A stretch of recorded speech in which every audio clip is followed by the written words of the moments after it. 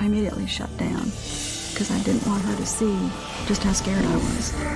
Why did it take having to almost die for someone to be able to put this together? She almost seemed like she was possessed. You're a dead man. You're a dead man. You're gonna die. What is it that they're looking for, and how is this gonna change my life? Next, 3 medical mysteries that defied the experts. Daphne Moyer is stricken with strange seizures 3 months after she's born. Doctors don't think she'll make it, and her parents are desperate. I just didn't understand what was going on and how could this be happening to my little girl. Larry Hatch can't imagine that his low blood sugar is anything to worry about, until he begins to transform overnight. I just kept thinking in the back of my mind, I hope he's not dying. I wonder if he's dying. And Heather Anderson is a healthy 26-year-old until she suddenly finds herself on her deathbed. She managed to open her eyes long enough and say, "I wouldn't wish this on my worst enemy." When illness strikes, we look to doctors to give us answers. But what if they can't? For these unlucky patients, diagnosis is a mystery.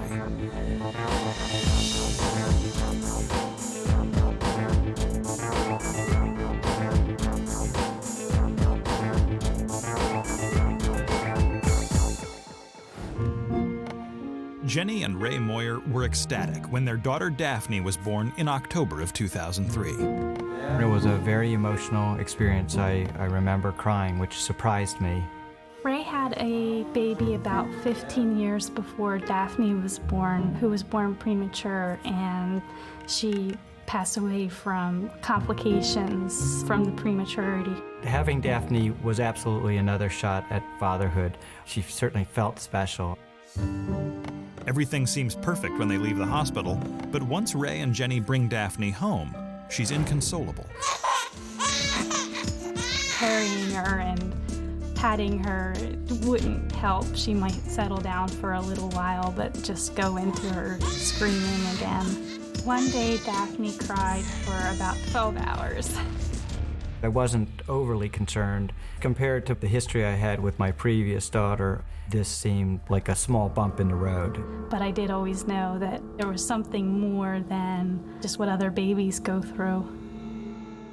Then, when Daphne is 3 months old, Jenny and her mother look on in shock as the infant goes through a fleeting but bizarre episode. We were both in the kitchen, and I had Daphne on my lap and was feeding her. All of a sudden, her eyes started going back and forth. And it was just a couple of seconds, and it was, whoa, what was that? Jenny got the video camera and videotaped it. I wanted to make sure that the doctors could see this happening. She would have like a spurt where her eyes would go back and forth for a couple of seconds, and maybe a fraction of a second later they would start again. We were totally freaked out. We took her to the emergency room right away. Nobody at the ER wanted to watch the video because whenever they would check in on Daphne, she was just laying there and was perfectly normal. If she did have one of the eye movements, by the time we would call somebody to look, it would be over with. When a neurologist finally examines Daphne, he doesn't think there's anything to be concerned about. We had to really persuade him to look at that video, and when he did, he still was not moved by it. His explanation was that it was some pre-migraine activity. He told us we could go home. I was a little disgusted and said, so what are we supposed to do? Just ignore, the baby's eyes rolling out of her head? But we were just given a pat and sent home. But over the next few days, these strange episodes happen more frequently and begin to affect Daphne's entire body.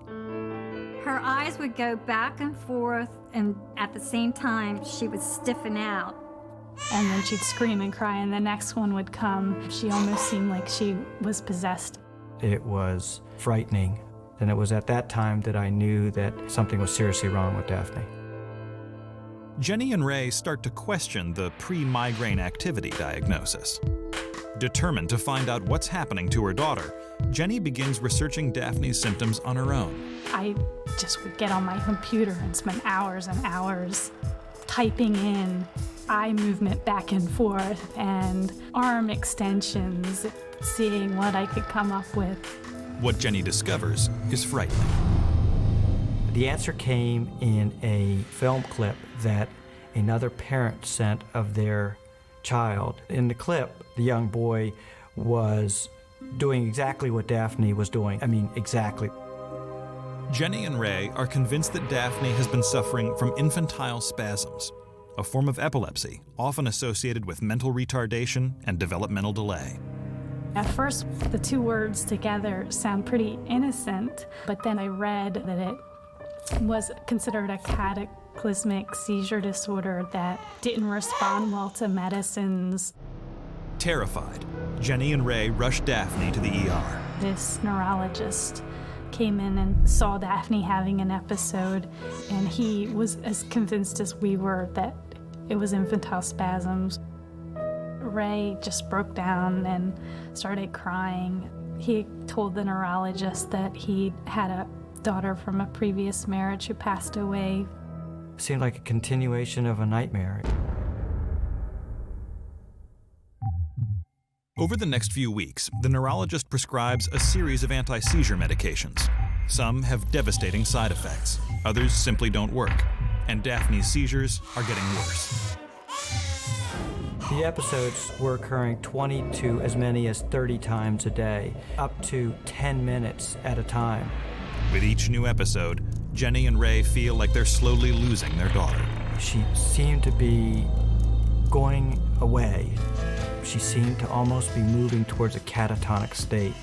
When she was 8 months old, while other babies are starting to learn to crawl and eating pureed foods in a high chair, Daphne was still like a 2-month-old. She just kind of looked to the left and gazed off into nowhere.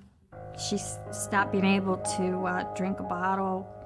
She had to be given a feeding tube. I just didn't understand what was going on and how could this be happening to my little girl. Finally, after agonizing months of trying different medications and watching their little baby succumb to seizure after seizure, Jenny and Ray find a drug that works. Daphne was seizure-free after her first dose of the new medication. It was a miracle. She went from sleeping all day to never wanting to take a nap. She would take her rattle and look at the little beads inside as she twisted it around. She really started connecting again. Can you say hi? Hi, Daphne. Is she not the cutest thing? But the relief doesn't last. Daphne had 5 months of great development and seemed to be making progress, and then when she was 15 months old, she had her first stroke.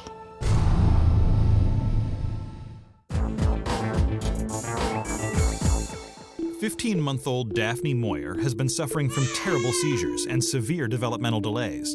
5 months earlier, her parents finally found a drug that seemed to work. But just when they think their little girl is getting better, the unimaginable happens. She had been very irritable all day, and later in the afternoon, my mom noticed that she was holding her arm funny.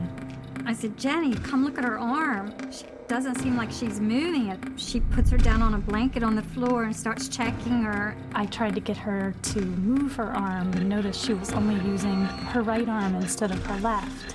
Then she feels her leg and feels the tremors in her legs and rushes to the phone and calls the hospital right away. Jenny and her mother rush Daphne to the ER. We were terrified and were trying not to think the unthinkable. She was taken to CAT scan, and an hour later the neurologist came in and explained to us that Daphne had a stroke and added that it was a significant stroke.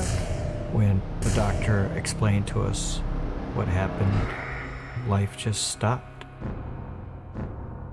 The neurologist drew a picture of what they saw in Daphne's MRI. He showed the arteries running up to Daphne's brain. He colored out a little portion to show that it was blocked off. He began to explain to us that Daphne had an unusual finding on her MRI that was called moya-moya disease. In moya-moya disease, the main vessels that supply the brain with blood become blocked off. Daphne's brain had been starving for blood, which was causing her seizures and stroke. The word moya-moya is Japanese for puff of smoke, which refers to the appearance of tiny abnormal blood vessels that can be seen on the patient's brain scans. Doctors don't know what causes this extremely rare disease, but left untreated, it leads to neurological damage and can be fatal. It was just devastating, just absolutely devastating.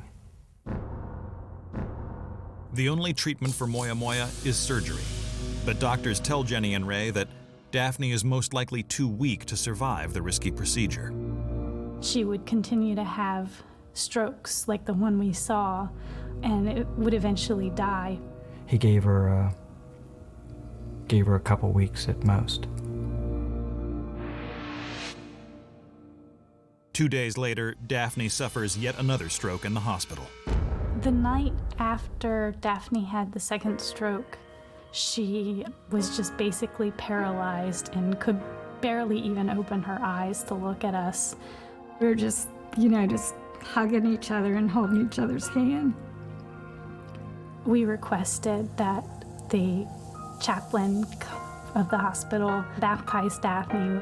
They made a plaster cast of her hands and her feet, cut some hair for us so that we could remember Daphne later. We just talked about the things that we were going to miss. Daphne loved to dance in the kitchen and loved to look at trees, and it was just hard to think about not doing those things with her. We took her home and we had everything set up for the final event. We had all the medicines lined up. We had all the machines brought to the house to make life as comfortable as possible until it was time for Daphne to go. I just don't think that there could be anything more devastating than losing a child. But she didn't die. She did not die.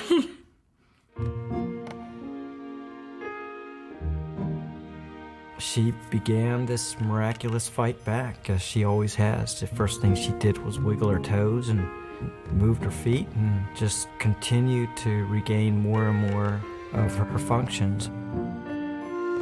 As Daphne shows signs of recovery, Jenny begins to wonder whether her little girl might be a candidate for surgery after all.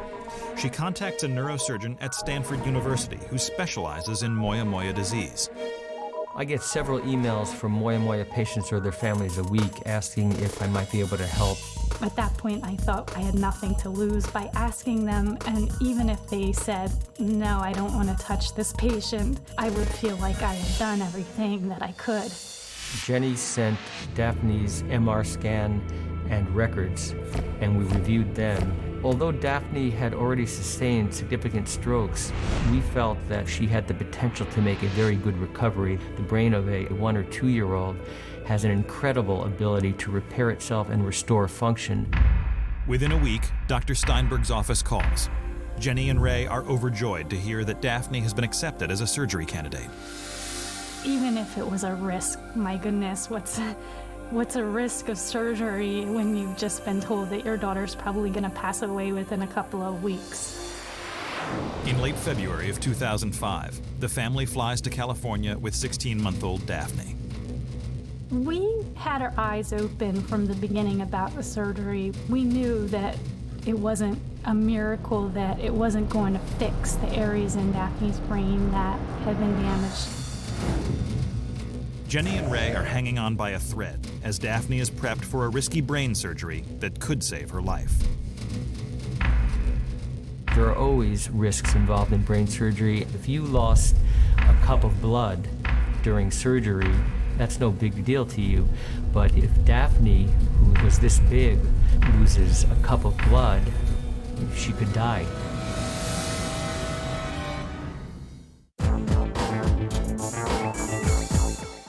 At 16 months old, Daphne Moyer has been diagnosed with a rare brain disorder called moya-moya disease. The blood vessels leading to her brain are blocked off, and surgery is Daphne's only hope for survival. Since there's no way of opening up the blocked blood vessels, we provide a new source of blood flow around the blocked blood vessels. It's like what's done for the heart sometimes. We're doing the same thing with the brain. Bypass surgery doesn't undo the damage that's already been done. Our job is to prevent future worsening from new strokes.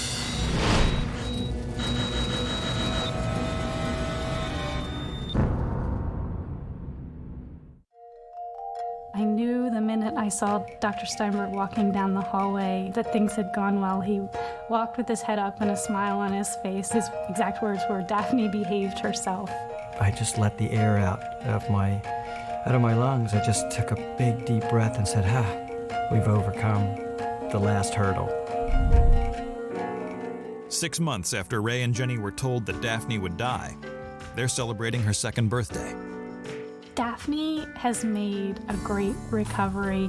She is able to do almost everything she could do before her stroke. She moves both arms, she moves both legs, she smiles at us, she interacts with us.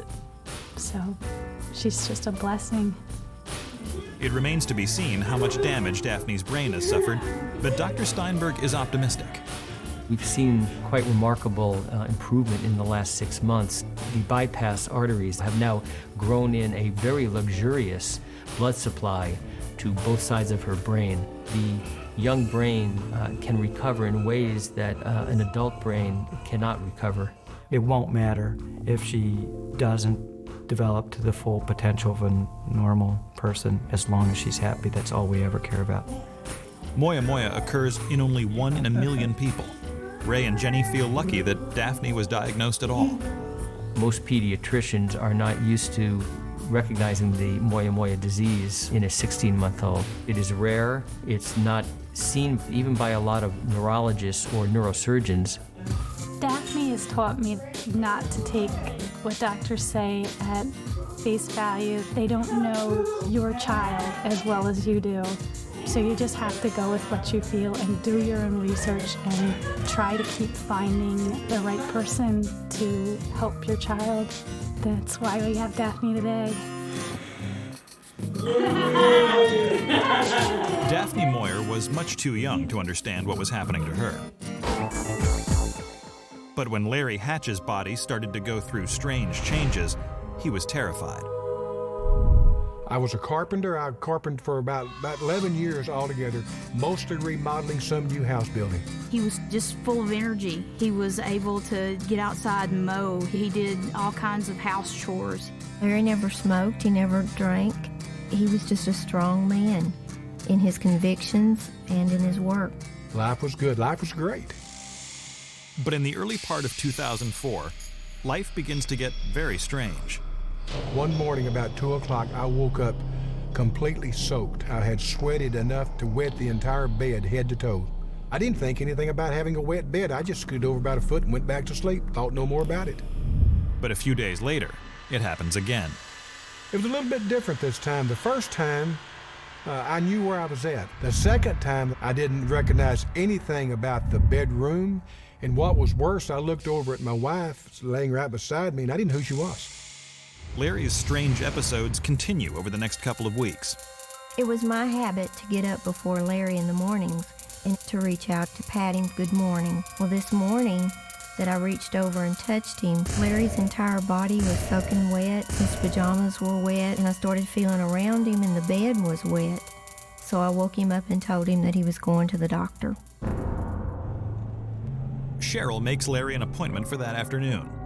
But before he heads to the doctor, Larry visits his friend Jack. I said, Larry, what are you up to today? And he said, I'm going to the doctor today. And I said, well, what are you going to the doctor for? He goes, well, I don't know. I said, well, who's the doctor? Well, I don't know. And then just out of the blue, he said, I'm going to the doctor today. He probably told me that he was going to the doctor 15 or 20 times. Then he stood up. He takes his hands and he locks his fingers together like this. He puts them on top of his head, and he's looking around like this, and he's going, I must be going crazy. I must be going crazy. I'm thinking, he's fixing to have a heart attack. Jack calls 911 and then calls Cheryl, who rushes over to the shop. As soon as the medics got there, they got his vital signs, and then they checked his blood sugar, and it was 35. Most people's fasting blood sugars are going to be 70 to 80. The paramedics administer a glucose shot, and Larry slowly begins to regain consciousness. I remember nothing until they had given me a shot. That afternoon, Cheryl drives Larry to his doctor for testing. He's diagnosed with hypoglycemia, or low blood sugar. They tell him that it should be manageable, provided he eats regularly and often. I started eating more frequently, and of course I love eating, so it was not a big problem at all to eat a snack in the morning and then to eat a snack in the afternoon and then eat a snack just before I went to bed. But it soon becomes clear that even eating 6 or 8 times a day isn't going to be enough. I was still having these episodes. In fact, I started to have them more frequently and stronger, worse episodes than I'd been having. Then, something even stranger begins to happen. Cheryl realizes that her husband is disappearing in the middle of the night. So I would wake up and reach across to feel of him and see if he was there. He wouldn't be in the bed. Each time, Cheryl finds Larry somewhere in the house, in a state of complete disorientation. I might be in the living room standing up, or maybe in the kitchen standing in front of the cabinets. I might be in the study, but I would be just standing there totally out of it. When I went to sleep, I never knew if he was going to be just sleeping normally or if he was going to be past the point of being able to revive. I just kept thinking in the back of my mind, I hope he's not dying. I wonder if he's dying.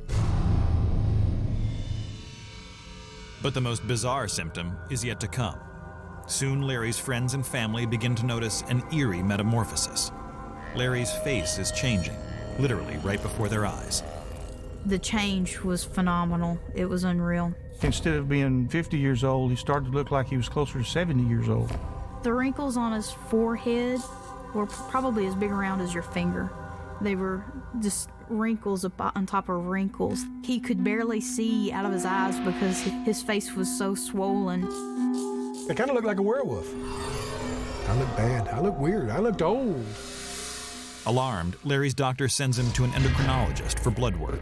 The initial diagnosis of all this, the swelling and the facial features, was that I had a growth hormone problem. Growth hormone is produced at high levels in children and at lower levels in adults. It stimulates cell growth. Larry's blood work shows that his growth hormone level is unusually low, but the swelling in his face and body and his abnormal hair growth are signs of growth hormone excess. His doctor is confused. He said, Larry said, I've never treated an adult with a growth hormone problem. I've never even heard of an adult with a growth hormone problem. It was totally out of their league. The whole situation just became more than blood sugar. There was something really definitely wrong with Larry, and we needed to find out what it was.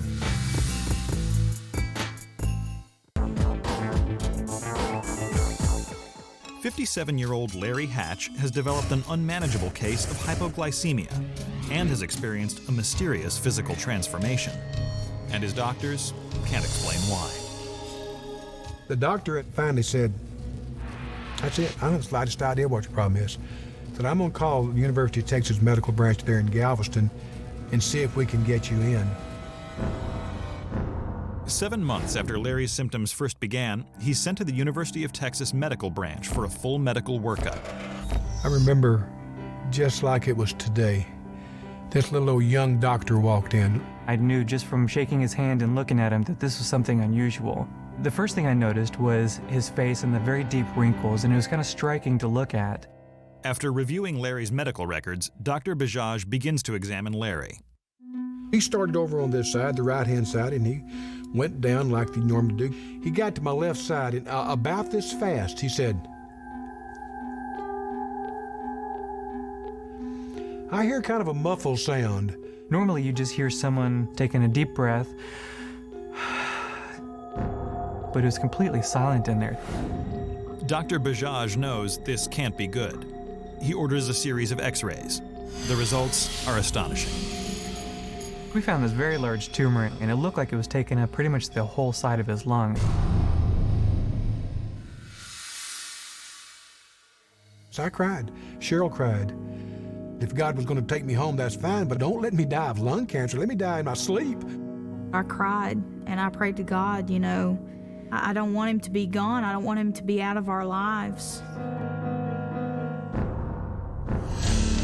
The tumor is so huge, Dr. Bajaj isn't even sure if it can be safely removed. He consults with Dr. Jay Zwischenberger, the head thoracic surgeon. In the 20 years I've been doing chest surgery, I've never seen a tumor this big. And my first impression was, oh, I can't think of any way I could possibly be able to cut this out. We're used to cutting out tumors that are the size of a walnut or a baseball. This tumor was the size of a basketball. A tumor this large can be deadly on its own. But Dr. Bajaj thinks the tumor may be the source of Larry's other symptoms as well. When people have these large tumors and they're having low blood sugars, a lot of times you think that maybe the tumor itself is just sucking up all the glucose. But in this case, we thought that he had this syndrome called non-islet cell tumor hypoglycemia. Non-islet cell tumor hypoglycemia is a rare condition in which a tumor secretes a protein called pro-IGF-2 into the bloodstream. Pro-IGF-2 causes cells to consume an excessive amount of sugar, resulting in hypoglycemia. In rare cases, the protein can also act like growth hormone, causing strange facial swelling and hair growth. This is a once-in-a-lifetime case. I had looked up all the pro-IGF-2 tumors, and it looked like there was less than 200 cases in the world. And there was only 2 cases previously that showed that it could also produce these features where you had the swelling. Larry's blood tests confirm that his pro-IGF-2 levels are 5 times what they should be. He's been carrying a lethal tumor in his lung for years. I'm also facing hypoglycemia that's fixing to kill me faster than the cancers does, if they can't stabilize it. And I said, you know, it doesn't look good, Larry. You're dead, man. No, you're dead, man. Now, you're going to die. Larry's doctors present him with the best option. Try to remove the lung tumor and see what happens. They didn't know for sure that removing the tumor would help the hypoglycemia, but if we didn't do surgery, then he was going to die. Larry agrees to go through with the surgery to remove the lung tumor. He's given a 50% chance of dying on the operating table. As they were going to take Larry away from me, I kissed him and told him I loved him and that I was going to be praying angels around him. And then they rolled Larry through a door, and I had to go back upstairs. I knew that there's a good chance I was going to die, and die pretty quickly. So I said, boy, I'm going to think about something else. I'm going to tell my family goodbye and then see if I can count backwards to 90 before I pass out. 100, 99, 98, 97, 96. And then we went and started. I made a small incision, and the first thing I saw was nothing but tumor. Everybody in the room just went, oh, wow, this thing's huge. The way to think of it is to take a basketball and deflate it and put it inside somebody's chest and just squash anything that gets in the way, and that's what I saw. There was so many blood vessels going to this tumor that if I cut in those blood vessels or tore them, he would bleed to death.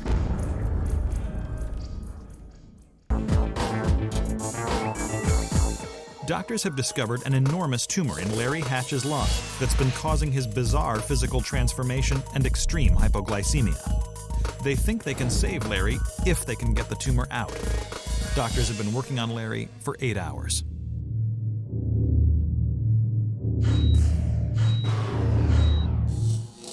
And then the tumor just lifted out, just like a basketball. I mean, we just lifted it out through the incision and delivered it like a baby to the back of the table.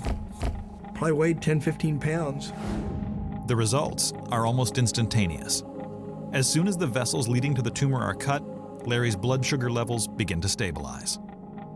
It seemed almost immediate that we started seeing his blood sugars get back into the normal range. That was when we had a big sigh of relief. When they finally allowed us to go see Larry, he was in ICU. I looked straight at Larry, and Larry looked so good.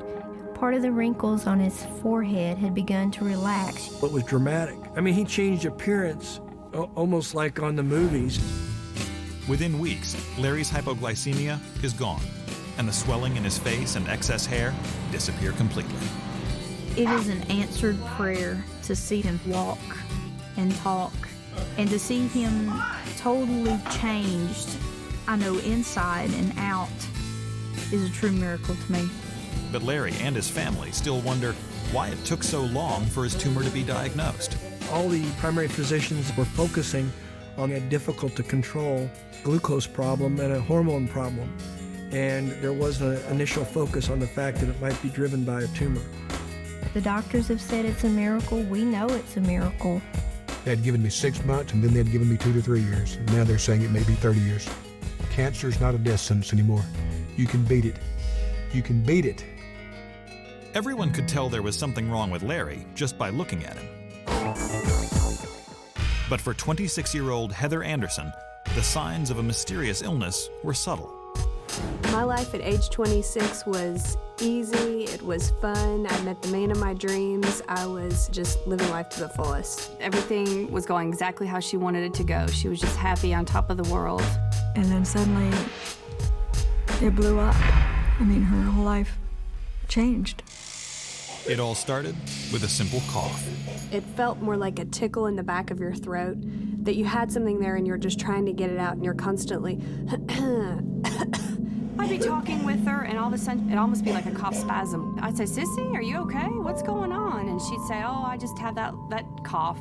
We thought maybe it could be allergies. We lived at these apartment complexes, and we were on the 3rd floor, and I remember you could look out our balcony, and you could just see the pollen covering all the cars. And so we chalked it up to that. But it soon becomes clear that something more than allergies is afflicting Heather. Her cough gets worse, and now is accompanied by fever. All of a sudden, it wasn't this soft little cough anymore. Now you can hear the infection in her lungs. And I'd end up gagging, and then I'd have tears running down my cheeks because I was coughing so hard. I did go to the doctor when I started having the coughs, and it would be categorized as either cold or I had bronchitis, and they would tell me to take some cold medicine and get some rest. Inevitably, 6, 7, 8 days later, the cold or bronchitis was getting worse. She just suddenly was not a healthy person anymore. We all began to say, something's not right. Heather sees various doctors without a lasting solution. Finally, in December of 2000, a year after Heather's first bout with bronchitis, she's referred to pulmonologist Dr. Rob Schreiner. I walked into the room and saw a young, relatively healthy appearing woman who was smiling but coughing incessantly. Dr. Schreiner performs a spirometry test, which measures the size and force of Heather's breath. Her airflow is 70% of normal, an indicator of asthma. He told me I had adult onset asthma and that it was very treatable and it was easy to live with. I did feel relief that there was a name to all of these illnesses that I've been having, and it wasn't just me being crazy. Dr. Schreiner sends Heather home with a prescription for inhalers. They did seem to help because I was feeling better and I wasn't getting sick as much. Heather sticks with the inhalers for a few months and feels good. That winter, she and Trygve get engaged and buy their first home together. She finally feels like she has everything under control. But that feeling doesn't last. We had sort of finished moving in enough to have our sofa and our coffee table there. And she propped her leg up on the coffee table, and she had a swollen ankle. And I said, "Sissy, what in the world is that?" It was this awful purple rash. Sort of a raised, knobby, irregular, dark red rash. My ankle was starting to throb and feel kind of hot. My husband said, "You're gonna go to the doctor and see what's wrong. What is this rash?" Heather's primary care physician tells her she has poison ivy. Trygve doesn't buy the diagnosis. I had poison ivy as a kid repeatedly, and there was no way that this was poison ivy. I was kind of embarrassed for them to have suggested that that's what it was. I was a little bit confused as to what was going on, but it cleared up really quickly. So I felt okay about it at that time. But a month later, the mysterious rash returns. The rash came back and started creeping up my legs slowly but surely. And it would be kind of like white in the middle, and all around the edges of it were red, bright red and bright purple. It was hot and burning and throbbing, and it was just very uncomfortable. Heather sees her dermatologist repeatedly. Each time, he prescribes a steroid cream and then steroid pills to get rid of the rash. But it keeps coming back. Desperate for an answer, Heather agrees to a skin biopsy. They took about that big of a chunk off the back of my leg and sent it off to the lab. And it came back with some results that said it had high eosinophils. Eosinophils are a type of white blood cell. The lab reports show that Heather's eosinophil count is elevated, but her doctor isn't concerned. An elevated eosinophil count is often found in patients with allergies or asthma. The doctors diagnose Heather with a condition called urticaria. So I remember I got online and we looked up urticaria. Urticaria is a fancy name for hives, raised rash. With no answer except for a diagnosis of hives, Heather is perplexed. For the next 6 months, her rashes appear intermittently. What's worse, Heather begins to feel a bizarre sensation in her hands. I started noticing that I had a tingling just in my left hand. It came and went, and it just felt like my fingers were kind of numb a little bit. I can remember looking at my hand and making a fist like this several times, going, that's really weird. Why is it doing that? I didn't tell anybody about the tingling until later because I was so focused on the other things that were going on, like my rashes, that it just didn't really seem that important to me at the time. It never occurred to me that her cough, which was diagnosed as asthma, and this rash, and now a tingling hand had anything to do with one another. By fall of 2002, Heather has endured almost 3 years of these strange chronic symptoms. Then suddenly, she goes from bad to worse. We went to our nephew's baptism, and I remember her saying that she really wasn't feeling well. I said, well, I'm just gonna lay down and rest, and just woke up drenched in sweat. I took my temperature, and I had a 103.7 temperature. I've never seen her as sick as she was then. We go to the doctor, and the doctor listens to her breathe and describes it as it sounds really crunchy. As soon as they took her vital signs, they called an ambulance to come and pick her up, take her to the emergency room. Heather is taken to Northside Hospital in Atlanta. Her family rushes to meet her. She was in the triage unit and she had a curtain around her, and I pulled the curtain back and she was just lying on the bed, her face just as white as a sheet.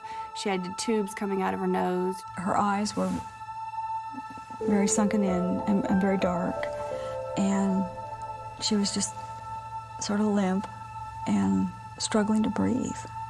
It would be like, and it sounded like she really couldn't breathe. I immediately shut down because I didn't want her to see just how scared I was. It's horrible. It's the worst thing you can imagine, to see your child lying there and not being able to help.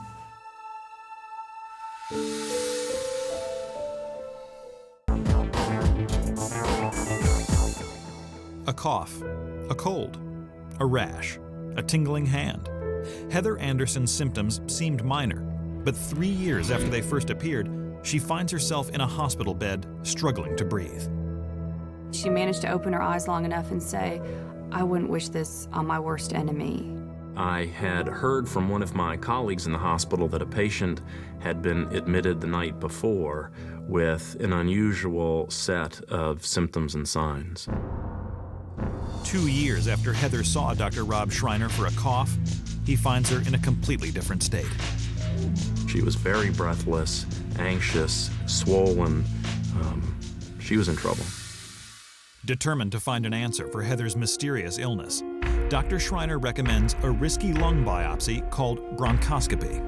You can do that test perfectly well, and the lung will collapse, or there'll be unusual bleeding, or the patient can have a reaction to the anesthesia.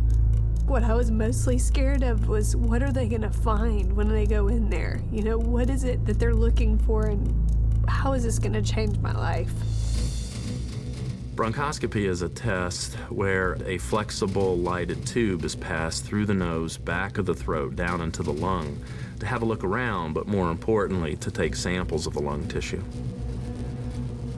After a tense 40 minutes, Heather's bronchoscopy is over, and the lung tissue is sent to the lab. When the results come in, she and Trygve recognize a familiar finding: an extreme elevation of the white blood cells called eosinophils. whereas it would be normal to have 0 or 1 or 2 eosinophils in the lung tissue. Heather had 85%. Coupled with the lesions on her legs and the pre-existent history of asthma and sinus trouble, we knew then that we were dealing with Churg-Strauss syndrome. Churg-Strauss syndrome is a rare autoimmune disorder in which the body overproduces eosinophils, a kind of white blood cell. These extra eosinophils form clusters that attack healthy tissue. The body, in essence, turns on itself. Its causes are unknown, but the damage set off by this short circuit in the immune system can be devastating. There were defining characteristics, asthma being one of them, skin disorders being another, nerve disorders being another, and all of these things were everything that I had. Heather's eosinophils were invading the lungs and her skin, and I suspect if her disease had gone on untreated, the eosinophils would have begun attacking her heart and nerves and kidneys and maybe even her brain. We started to look back at the history of everything that had happened in eosinophils. It triggered the leg biopsy and how the eosinophils were really high. And I remember being very frustrated, saying, this could have been caught. Why did it take her having to almost die for someone to be able to put this together? The doctors taking care of her at the time thought that that mild elevation in eosinophils was related to the overall allergy condition, but not the cause of the problem itself. I definitely felt all of it makes sense now. Now let's figure out how to handle it. Let's figure out how to treat it. Steroid medicine by mouth, so-called prednisone, is the time-honored treatment of Churg-Strauss. Prednisone will restore the eosinophil counts to normal levels in the blood. Heather is put on high doses of prednisone and released from the hospital. The road to recovery is slow. Everyone who takes prednisone has mood disturbances, increased appetite, weight gain, thinning of the skin, acne, changes of the face and body. There was that tension of, thank God there's prednisone to save your life, but I look in the mirror and I don't know who I am. I remember my mom asked me, you have to figure out if you're a person that's living with a disease or if you're a diseased person, and you have to figure out which way you're going to live your life. But I decided I will not allow it to control me. This is not going to define who I am, and I'm going to beat it. I would say that I wasn't truly back to normal until about 1.5 years. Slowly, I was weaned down on the prednisone. Prednisone took away all of the chest symptoms and the skin lesions and made the eosinophil count normal. Life today is beautiful. I'm pregnant. I'm 6 months pregnant, and I actually feel better than I have in 3 years. Heather knew all along that something wasn't right and that there was an underlying explanation for all of her troubles. When your body is telling you that things are not right, you have to listen to it. And you've just got to keep pushing until somebody says, I care, I want to find out about what's causing this in you.